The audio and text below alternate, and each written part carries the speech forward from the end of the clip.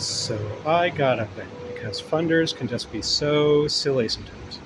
This morning, I was talking with one of the consultants on the nonprofit CFO's team, and she was telling me about how one of our clients just got a notice of a grant renewal from a funder. Super duper. The funder was really happy with the work that they did.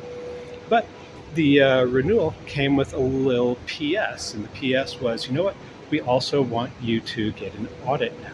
And this is a small nonprofit, and the grant is for less than $50,000. And so I'm just, scratching my head, like, what is this all about?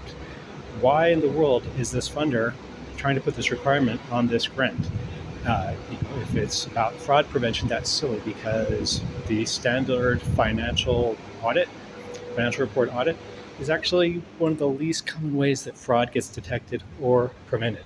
If you don't believe me, you can go talk to the Association of Certified Fraud Experts, and they'll tell you all about it. And so this is an onerous thing to put on to this small nonprofit. The grant is for less than $50,000. An audit actually would cost them anywhere from $10,000, $15,000, $20,000 these days. And so why in the end the grant money can't be used to pay for this silly audit that they have no other funders asking for and they don't need?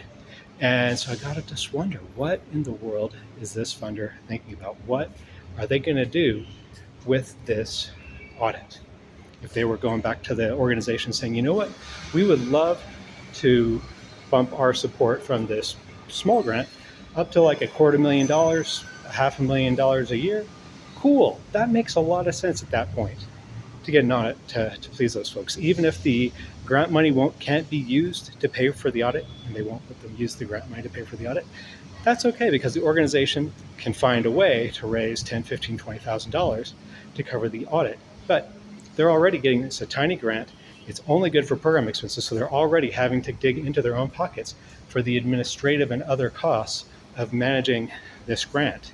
And then the funder wants them to drop another $10,000, $15,000, $20,000, and so they're having to come up with another 50% more on top of what this grant is, actually probably more than 50%, to be able to comply with what this funder says. So of course, we encourage them to very, very, very carefully consider whether or not they should take this grant and whether or not all the time and money, because there's a lot of time that goes into an audit, right? Dozens and dozens and dozens of hours go into just complying with the auditor's requirements. And they should really consider whether or not their time might be better used on any number of other things, like maybe just going out and trying to raise some unrestricted funds without silly requirements.